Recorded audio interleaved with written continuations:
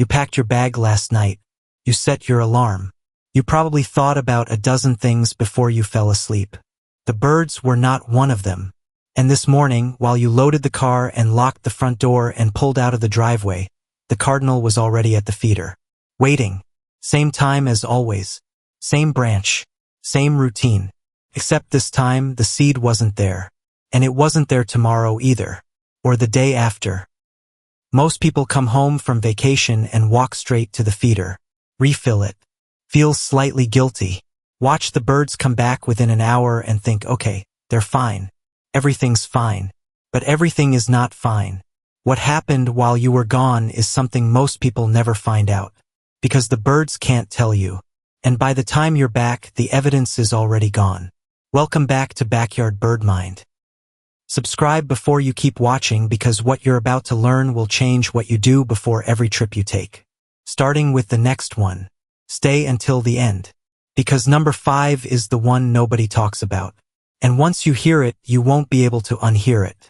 Number 1. Day 1 without you is not fine. Most people imagine their birds just shrug it off. They don't.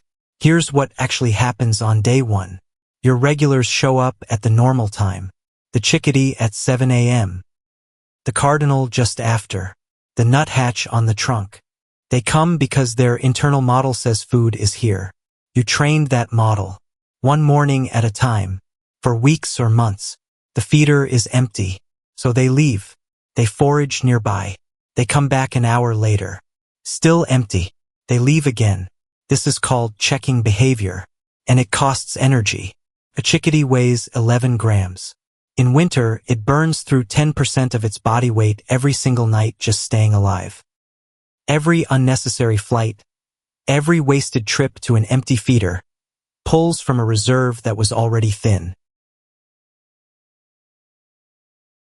Researchers at the University of Wisconsin studying feeder-dependent bird populations documented this directly. Birds with consistent feeder access maintain significantly higher fat reserves than birds whose feeders were inconsistently stocked. The difference wasn't small. On the coldest days, it was the difference between surviving the night and not. Day 1 without you is not an inconvenience. It is the beginning of a deficit. Number 2. By day 3, their behavior changes. They don't give up. That's the thing people don't realize. They don't give up on you. By day 2, most birds have reduced their visits to your feeder. The smart ones have already started shifting their foraging range, moving toward other food sources, adjusting. But your regulars, the ones who've been coming every single day for months, they keep checking. Day 2. Day 3.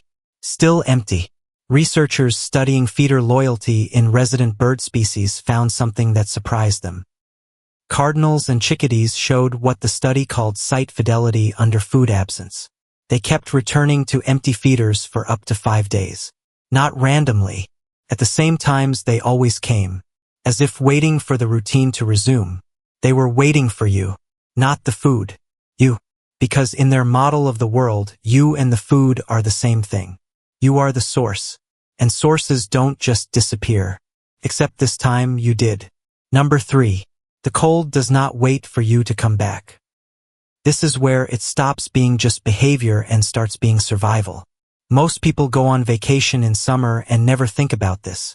But winter trips are different.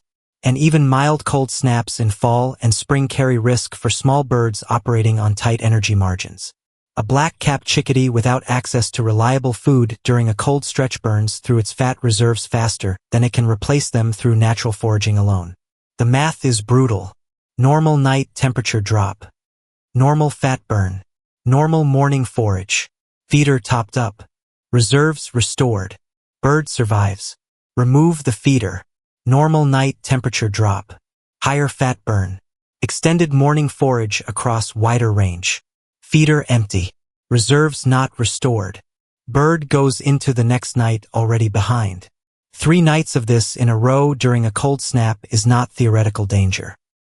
Cornell Lab of Ornithology researchers tracking winter survival rates in feeder-dependent chickadee populations found measurable increases in mortality during periods when feeders were suddenly removed compared to control populations with consistent feeder access.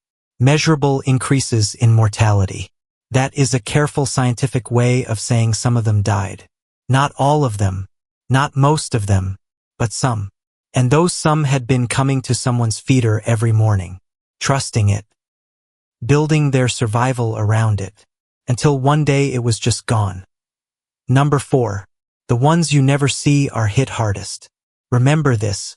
There are birds in your yard that you have never seen. Shyer species, quieter visitors, birds that only come when you're inside.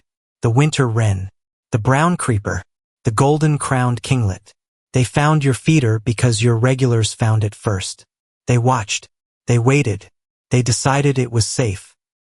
They built it into their routine quietly, invisibly, without you ever knowing they existed. When you left, they lost the feeder too. But unlike your cardinals, unlike your chickadees, they don't have the same relationship with your yard. They don't have months of territorial memory anchoring them to that specific spot. They were visitors who became regulars without you noticing. When the feeder went empty, they moved on. Some of them found other sources. Some of them didn't. You will never know which, because you never knew they were there to begin with. Number 5. They were there when you got home. But not all of them. This is the one that stays with people. You pulled into the driveway. You carried your bags inside. You filled the feeder. And within an hour, the cardinal was back. The chickadee was back. The nuthatch was back. And you thought, see, they're fine. But think about what you actually saw. You saw the survivors. The birds strong enough, lucky enough, positioned well enough to make it through a week of empty feeder in cold weather. They came back because they made it, not because nothing happened while you were gone. The ones that didn't make it weren't there to tell you. The yard looked the same. The feeder looked the same. The morning looked the same. But it wasn't. And here's the thing. This is not a reason to never leave. Life happens. Vacations happen. Emergencies happen. This is not guilt for guilt's sake. This is just the truth about what you built. The moment you started filling that feeder every day, you became part of their survival system. Not a nice addition. Infrastructure. Load-bearing. And infrastructure has responsibility attached to it. One neighbor. One friend. One family member with a key and a bag of seed. That's all it takes. A 30-second ask before you leave, that means the cardinal on your branch tomorrow morning is there because someone showed up. Because you planned for them even when you weren't there. That's not a small thing. That's what it means to actually take care of something. Before you close this video, think about your last trip. Was there someone filling the feeder while you were gone? If the answer is no, tell me in the comments. Tell me how long you were away. Tell me if the birds came back when you got home. I read every single one. And the stories people share here, they're the reason I keep making these. I'll see you in the next one.